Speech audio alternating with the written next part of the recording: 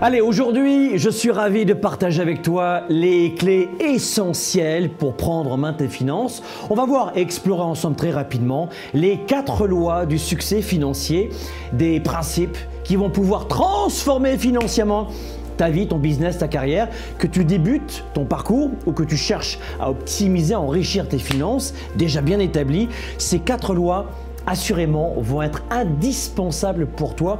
Alors si tu es prête à changer ton approche à l'argent, à développer tes finances et à te créer une stabilité sur le long terme, tu es au bon endroit. On commence tout de suite, c'est parti. Soyez déraisonnable. Ayez l'audace de choisir vos valeurs pour faire de vous un grand leader pour un monde meilleur. Et on se concentre pour cette nouvelle capsule les amis parce que la loi numéro 1, elle paraît tellement simpliste qu'il n'en est rien. C'est quoi? C'est la discipline budgétaire. Tout commence par la discipline budgétaire. Tout le monde sait tout et sur tout le monde et sur tout en permanence, mais la plupart du temps, ils font rien.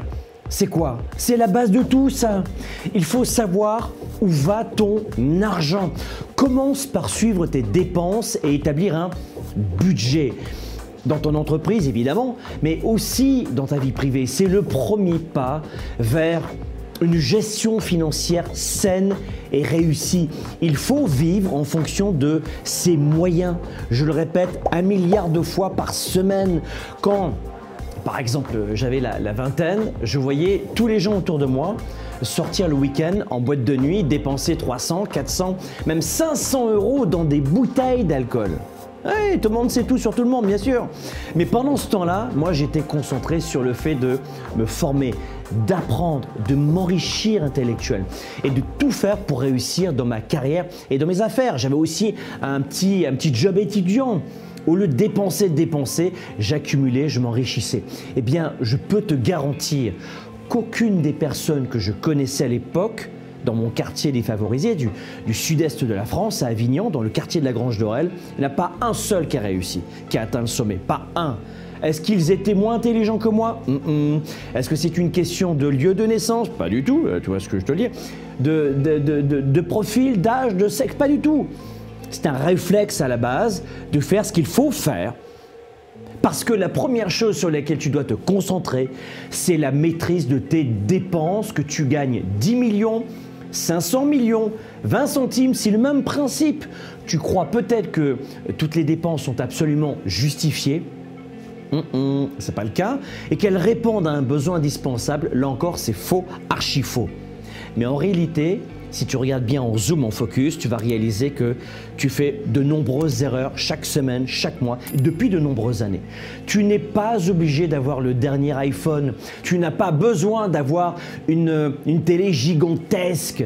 D'après mon expérience, au moins 30% de tes dépenses chaque mois peuvent être supprimées ou optimisées. Donc, la première chose à faire est de t'assurer que chaque mois, tu dépenses moins que ce que tu gagnes et de n'acheter que ce qui t'est réellement nécessaire est un impératif. Fais en sorte d'investir, ça te ramène de l'argent, et de moins dépenser. La dépense ne te ramène pas d'argent. Un investissement, ça te ramène de l'argent. Tout ce qui sort de ton portefeuille en clair, pose-toi cette question, est-ce que c'est une dépense? Ça ne ramène rien du tout, juste du plaisir peut-être instantané. Et au contraire, est-ce que c'est un investissement? Je te conseille pour ça de débuter chaque mois en prélevant peut-être une partie de tes revenus en automatique pour être sûr de ne pas y toucher et en fait de commencer à te bâtir une épargne. Car sans cette épargne, il n'y a pas d'investissement. Et sans investissement, il n'y a pas de succès financier. D'ailleurs, pour t'aider si ça t'intéresse, j'ai un outil qu'on a appelé le calculateur de liberté financière que je t'offre maintenant avec toute l'équipe de Globe. On est très heureux de cela. Pour le télécharger gratuitement, c'est simple, tu vas le retrouver dans le lien de la description de cette vidéo. Le calculateur de réussite financière, tu vas te régaler avec cet outil et c'est la maison qui offre. Warren Buffett est connu d'ailleurs pour son mode de vie frugal, malgré sa richesse immense. Et il attribue d'ailleurs une grande partie de son succès à sa capacité à gérer judicieusement son argent. Un petit conseil, fais en sorte de prendre exemple sur par exemple Warren Buffett sur cet aspect-là, en vivant en dessous de tes moyens et en investissant l'argent économisé une nouvelle fois de manière avisée. D'ailleurs, toutes les recherches scientifiques sur le cerveau le démontrent. La discipline budgétaire est étroitement liée à notre capacité à contrôler les impulsions, une fonction du cortex préfrontal. Lorsque nous résistons à l'envie de dépenses impulsives, eh bien nous renforçons, sans le savoir, cette partie du cerveau ici, ce qui améliore indubitablement notre prise de décision à long terme. Et d'ailleurs, des études en neurosciences qui montrent que le choix de la satisfaction à long terme, comme l'épargne par exemple, investir, par rapport à la gratification instantanée, l'achat impulsif, active des régions cérébrales associées à la planification et à la réflexion stratégique. En rajoutant également au chapitre stress/gestion financière, une mauvaise gestion financière peut augmenter le stress, activant notamment des régions du cerveau comme l'amygdale cérébrale. L'amygdale cérébrale, pour précision pour tout le monde, c'est une sorte de petit fusible ici à l'intérieur du cerveau, une petite noix comme ça. Dès qu'il y a un stress, boum, notamment le cortex préfrontal, si c'est très intense, est déconnecté et par exemple on reprend des fonctions vitales. Tu as un ours qui te fonce dessus, boum, amygdale cérébrale, petit disjoncteur, toc toc, tu arrêtes de prendre des photos dans le champ et tu cours. Ça sert à ça notamment l'amygdale cérébrale. Mais en revanche, une bonne gestion de tes finances grâce à la discipline budgétaire, ça va considérablement réduire ton stress. Si tu es un entrepreneur, moins tu as de stress négatif et sur la durée, parce que le stress peut être un super stimulant. En revanche, le stress négatif chronique vient ronger complètement notre capacité à nous contrôler. Et bien là encore, si tu prends du recul, tu n'auras plus ce stress qui va te ronger, te corroder. Okay ? Donc en clair, la discipline budgétaire est bien plus qu'une simple gestion d'argent, ce que je viens de t'expliquer. C'est un exercice de contrôle de soi et de vision à long terme. Et en adoptant une approche, une nouvelle fois, tu ne vas pas m'aimer, hein, le mot tu l'aimes pas, hein, disciplinée des finances, comme le préconise notamment ton histoire personnelle, et l'exemple que je viens de te donner de Warren Buffett, eh bien, va venir renforcer non seulement ta santé financière, mais aussi ta capacité cérébrale à faire des choix judicieux et réfléchis pour les semaines à venir et l'année à venir. Donc c'est la base, une nouvelle fois les amis, sur laquelle se construit un succès financier durable. C'était la loi numéro 1. Loi numéro 2, la multiplication des revenus. La multiplication des revenus, c'est la loi numéro 2. C'est un principe, là encore, tout le monde le sait. Enfin, quoique, tout le monde le sait. Tout le monde peut imaginer qu'on le sait, mais 97% des gens ne le font pas. La deuxième chose sur laquelle tu as un impact direct pour t'enrichir, ce sont tes revenus. Augmente et multiplie tes revenus. Ça, c'est une étape indispensable vers le succès financier. C'est pratiquement impossible, écoute-moi bien, de ne pas agir sur ce facteur clé de réussite pour y arriver. En fait, peu importe la source de ton argent, que tu sois un leader en entreprise, tu es salarié ou un entrepreneur à ton compte avec ou sans salarié, mais il faut que tu réussisses à gagner beaucoup plus et à varier la provenance de tes revenus. Ça fait plus de 20 ans, ça ne me rajeunit pas cette histoire, ça fait plus de 20 ans que j'accompagne des entrepreneurs dans le monde entier, dans plus de 40 pays. Et les entrepreneurs savent tout sur tout, souvent au départ, avant qu'ils se forment, enfin pas mes étudiants, mais ils savent tout sur tout, ils veulent tout improviser, je vais gagner du temps, je le ferai par moi-même, je vais gagner de l'argent, je le ferai par moi-même, et je vais gagner énormément d'énergie, je le ferai par moi-même. Mais en fait, c'est le résultat opposé. Et les entrepreneurs, une fois qu'ils sont dans cette spirale, ils en oublient complètement leur vie privée. Souvent, le bureau, il est dans la maison et puis on ne ferme jamais la porte. Mais ils s'épuisent. Et sur la partie financière de notre capsule aujourd'hui, c'est qu'ils sont tellement pris par le quotidien qu'ils oublient de mettre de côté de l'argent. C'est-à-dire qu'ils savent peut-être ce que je suis en train de te dire, mais ils ne le font pas. Il faut que tu réussisses à gagner plus. Mais il faut le faire et à varier la provenance de tes revenus. Je répète, la provenance de tes revenus. Et la logique derrière tout ça, c'est quoi? Pour rester beaucoup plus sérieux, c'est simple. C'est qu'il va falloir créer l'écart le plus important possible. Écoute bien, entre ce que tu gagnes et ce que tu dépenses. C'est vital pour que tu puisses commencer à épargner et donc à investir, dont on parlait tout à l'heure. Donc si tu travailles pour une entreprise, tu es salarié par exemple, va voir ton employeur pour créer des revenus d'appoint. Ah ouais, comment on fait?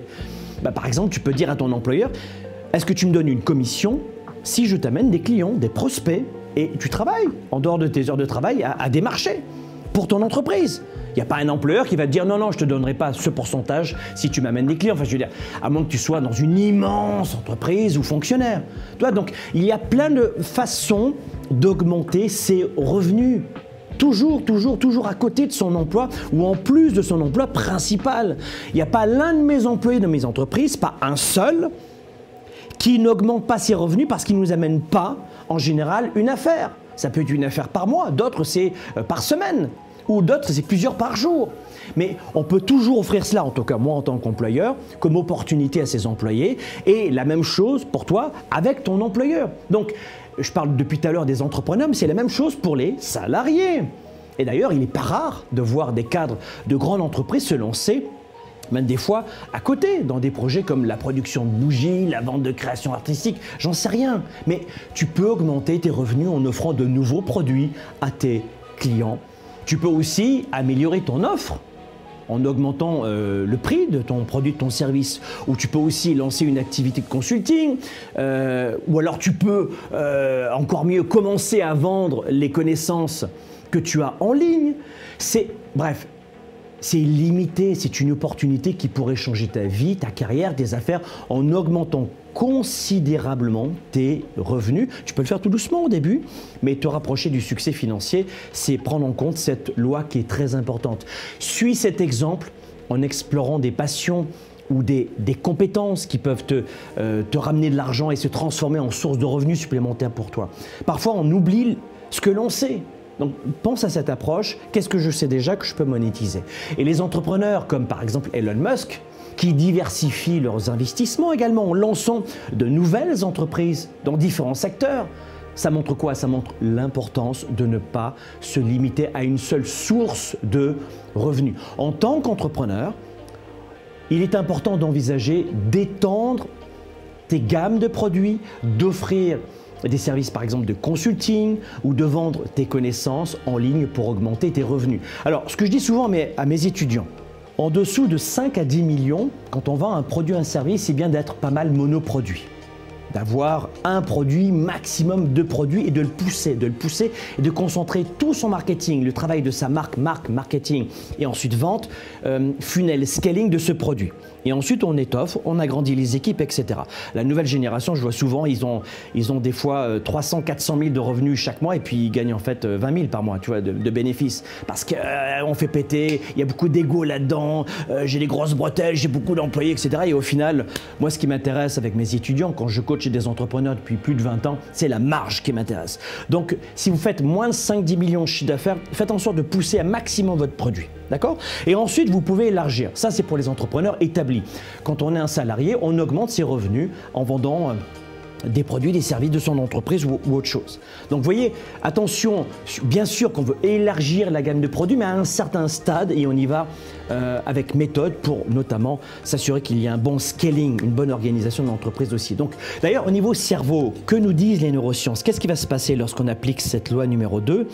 Au niveau notamment adaptabilité et plasticité cérébrale, eh bien, s'engager dans de nouvelles activités pour générer notamment, c'est le sujet de la capsule, des revenus supplémentaires, va venir stimuler, ce que je viens de te dire, la plasticité cérébrale, c'est-à-dire la capacité de notre cerveau à nous adapter et à apprendre de nouvelles choses en permanence. Et on fait des bonds incroyables. En un an, on n'est pas la même personne. Ça veut dire quoi? Ça veut dire qu'au début, c'est un peu difficile, mais tu vas en prendre l'habitude et plus tu vas avancer, plus ce sera facile. Ça veut dire quoi aussi? C'est que ça va venir renforcer la créativité de ton cerveau et la résolution de problèmes. Et ça, c'est très fort comme cadeau de la vie. Au niveau récompense et motivation, toujours coup de projecteur sur le cerveau, la création de nouvelles sources de revenus et la réussite financière, qui va en découler évidemment, vont venir activer le système de récompense du cerveau. Et ça va faire quoi? Eh bien, ça va venir renforcer notre engagement, notre motivation et aussi notre accomplissement, notre sentiment de réussite. Et on se sent bien quand on se lève le matin. Gestion du stress aussi et puis sécurité financière. Eh bien, diversifier ses sources de revenus va venir réduire l'anxiété financière.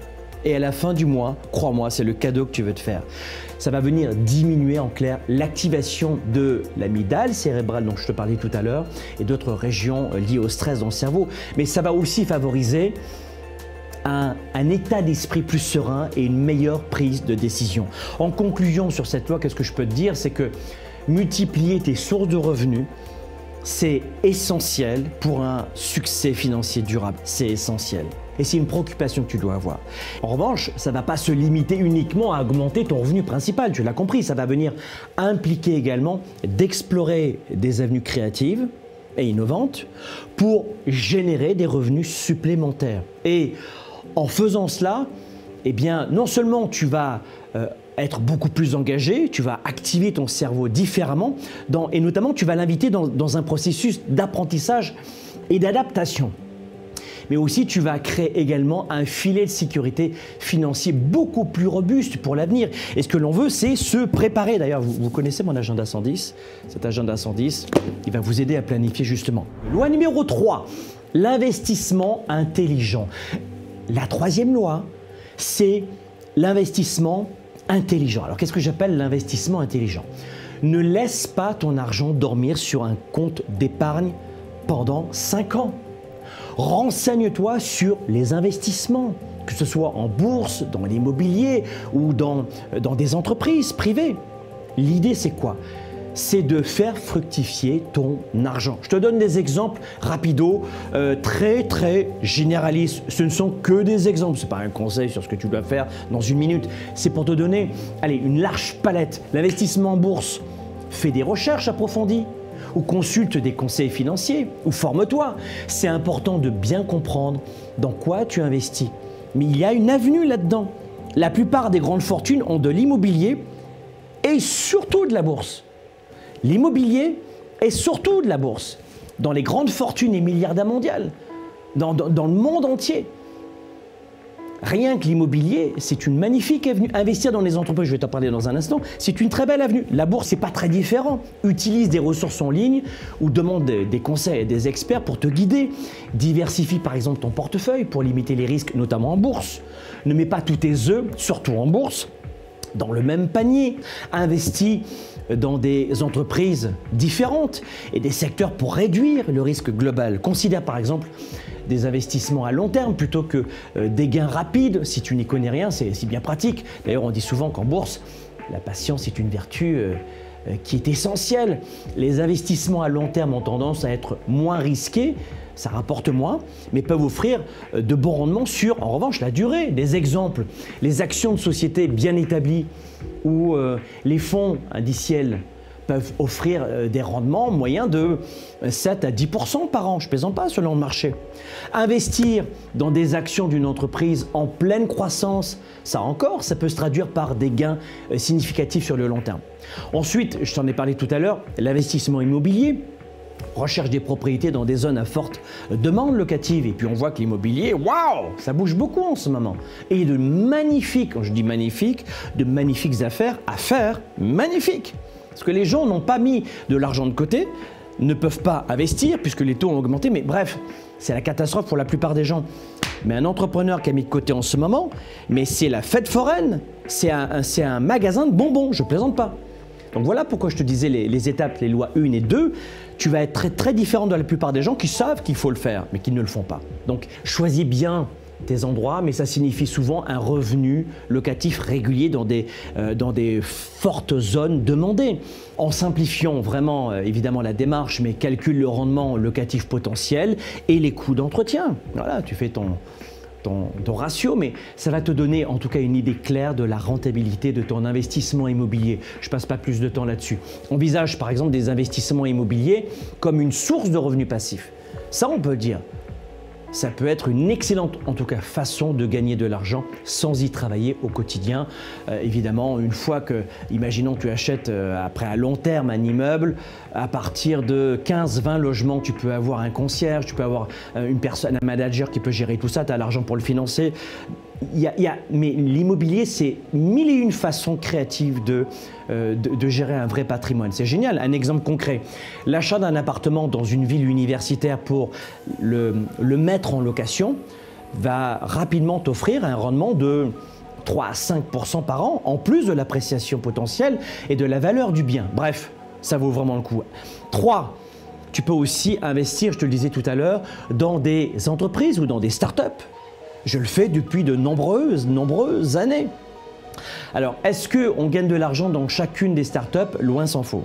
En général, dans nos placements, il y a une partie des entreprises qui ne gagnent pas d'argent, ça fait partie du risque. Donc là encore, tu ne mets pas tous tes œufs dans le même panier. On investit chaque année plusieurs tickets.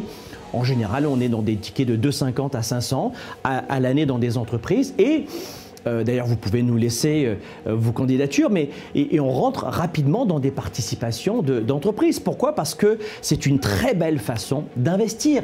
Là, qu'est-ce qu'il faut faire? Évalue le modèle d'affaires et le potentiel de croissance de l'entreprise. Tu te fais une idée de la viabilité du futur de l'entreprise. Attention, évidemment, au fondateur, à l'équipe de gestion, avant d'investir. Et ensuite, tu y vas. Considère les risques associés aux startups. Et là encore, tu prends tes décisions. Parce que les startups peuvent t'offrir de gros retours sur investissement. Mais je te le disais évidemment, pour être très honnête, ça comporte un risque plus élevé aussi. Donc, implique-toi éventuellement en tant qu'investisseur, business angel, actif ou passif, pour maximiser le retour sur investissement. Si tu as les compétences et le temps, ton implication directe peut augmenter tes chances de succès. Un exemple concret. Investir dans une start-up, allez, on va dire innovante. Oui, sur le risque, on commence par le risque, oui, c'est risqué. Mais si elle réussit, les retours peuvent être très importants. Et c'est l'une des très belles histoires qu'on a vécues chez Globe. On a investi il y a 8-10 ans dans une start-up. Ça a été le jackpot. Jackpot. Donc, là encore, quand on est, et là je m'adresse aux investisseurs, aux entrepreneurs, là encore petit à petit, je t'ai donné l'immobilier, la bourse, on parle d'investissement dans des sociétés privées, et bien là encore, le private equity évidemment comme on dit en anglais, mais là encore, vas-y selon ton tempérament, ton expérience, mais il y a de très beaux champs de croissance. Investir intelligemment, c'est ça, que ce soit en bourse, dans l'immobilier ou dans les entreprises, demande évidemment de la recherche, ça demande de la planification, une gestion prudente des risques, mais ça vaut vraiment le coup, en tout cas, de s'y pencher 2 minutes. En suivant en tout cas ces conseils, tu te places sur la voie du succès financier durable. Comment s'y prendre pour un investissement intelligent? J'entends souvent, Franck, comment? J'ai aimé ta capsule, mais comment? Éducation et recherche. Éducation et recherche. Avant de te lancer, forme-toi sur les différentes formes d'investissement. Lis des livres. Tu peux aussi suivre notre séminaire live sur l'argent. C'est un séminaire que tu peux suivre soit en digital, en ligne, en direct, soit en venant dans notre immense salle de séminaire. On a un séminaire sur l'argent qui explique absolument tout de A à Z. Mais fais en sorte d'apprendre, de t'éduquer. Tu as aussi une autre façon, c'est la planification financière. Détermine combien tu peux investir sans compromettre ta sécurité financière. Évidemment qu'on n'a pas envie de finir sous les ponts, là. On ne veut pas ça. Mais c'est une étape cruciale pour éviter de mettre en péril tes finances personnelles. Oui, il faut s'éduquer, apprendre, aller de l'avant. Et là encore, je t'invite à utiliser notre calculatrice en ligne que nous t'offrons. Tu as le lien sous cette vidéo. Tu verras à quel point elle va t'offrir une large vision, un spectre intéressant et très laser sur les montants dont tu as besoin. Une belle planification en tout cas, un outil que j'adore. Démarrage prudent en revanche, je te l'ai dit, à ton rythme. Commence par, on l'a vu tout à l'heure, par des investissements plus sûrs, relax, on ne va pas se stresser outre mesure. On dit en italien, ma grand-mère italienne me disait « Chi va piano va sano, chi va sano va lontano ». C'est exactement la philosophie qu'il faut avoir, relax. Je t'ai parlé tout à l'heure en bourse, tu te rappelles des fonds indiciels, principalement en raison, pourquoi? De leur diversification et de leur gestion passive, avant de passer à des options plus risquées. Ça va te permettre de te familiariser avec le monde de l'investissement tout en minimisant tes risques. Suivi et régulation aussi, comment on s'y prend? Suivi et régulation, qu'est-ce que je veux dire? Suis régulièrement tes investissements et sois prêt à ajuster ta stratégie en fonction de l'évolution du marché. Et tu sais, tous les exemples que je te donne, tu les mets à ta sauce et tu comprends la philosophie. L'idée, c'est de rester flexible et réactif au changement. Et puis en ce qui concerne la gestion de nos émotions, ça c'est important aussi, l'investissement peut être émotionnellement chargé. Surtout en période de volatilité du marché, de contraction économique. Et les investisseurs intelligents développent souvent une capacité à gérer leurs émotions. Apprends à gérer tes émotions. On a un séminaire de 3 jours qui est le premier dans la francophonie qui s'appelle Weekend Spark. C'est unique, c'est 3 jours et 2 nuits. En termes de gestion de soi-même, c'est énorme.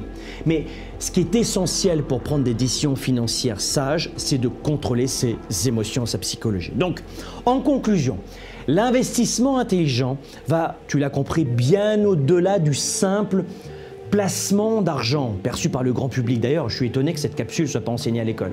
Mais ça va venir impliquer une compréhension, tu l'as compris, des marchés, une capacité à analyser les risques et une gestion émotionnelle efficace. J'espère que cette capsule a suffisamment de contenu pour toi. D'ailleurs, tu me laisseras dans les commentaires ce que tu penses de cette capsule et à quoi ça te fait penser dans ton quotidien. Mais en adoptant cette approche, les amis, vous ne faites pas seulement fructifier votre argent, mais vous développez également des compétences cognitives. La créativité, la flexibilité, la maîtrise de soi, le leadership, des compétences émotionnelles très importantes qui sont extrêmement bénéfiques dans tous les aspects de votre vie. Ok ?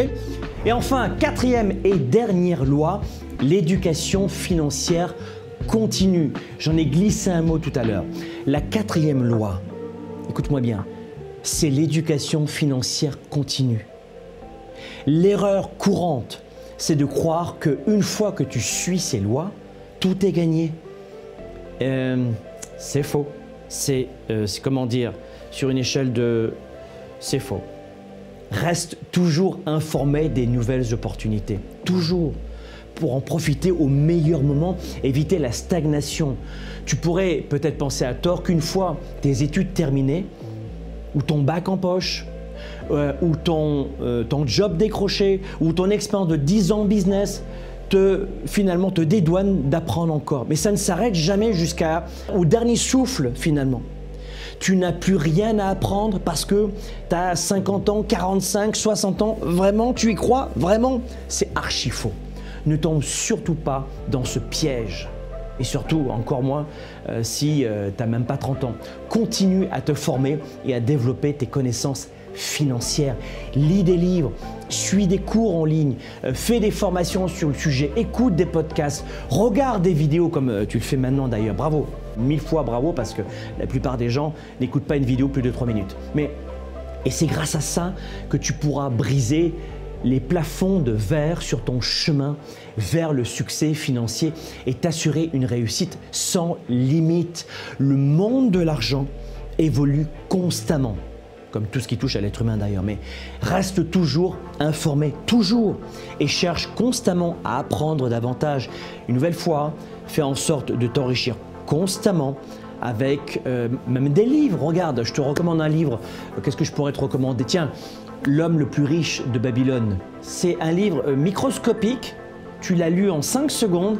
Voilà, lis des livres qui vont t'enrichir en permanence. Abonne-toi à des magazines, à des journaux financiers pour rester à jour sur les tendances économiques et les nouvelles du marché, même en ligne.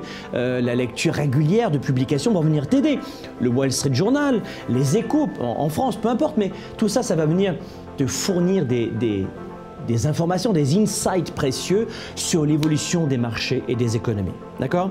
Participe aussi à notre bootcamp intensif sur l'argent pendant plusieurs jours pour maîtriser en détail toutes les stratégies que je viens de t'exposer. Et les fondamentaux de l'investissement vont venir t'aider à comprendre les principes de, comment dirais-je, de base de la gestion de portefeuille et de l'analyse des risques. On vient de parcourir ensemble les 4 lois qui vont te permettre de maîtriser tes finances. C'est une mise en bouche, mais surtout de faire en sorte de te constituer une épargne et d'augmenter tes revenus, de diversifier tes démarches d'investissement et de réussir finalement tout ça sur le long terme. Si tu souhaites augmenter rapidement tes revenus grâce à la vente de connaissances en ligne par exemple et que tu veux réussir à changer ta carrière, ta vie, tes revenus, n'hésite pas d'ailleurs à télécharger le calculateur de liberté financière que nous t'offrons. Et pour le télécharger gratuitement, tu as simplement à cliquer sur le lien dans la description de cette vidéo et tu me diras ce que tu en penses. Voilà les amis, comme à chaque fois, c'est un immense plaisir de partager ces instants avec vous. Ça fait plus de 20 ans que je suis avec vous dans cette aventure à vous offrir des centaines d'heures de contenu chaque année et j'ai à chaque fois autant de plaisir et surtout à vous rencontrer après dans nos événements. Abonnez-vous à notre chaîne pour plus de conseils, de partage de connaissances. Partagez-vous aussi cette vidéo avec vos proches, avec celles et ceux qui en ont besoin et n'oubliez pas de prendre soin de vous, ça c'est très important. Soyez des leaders actifs, déraisonnables et inspirants pour un monde meilleur. À très bientôt.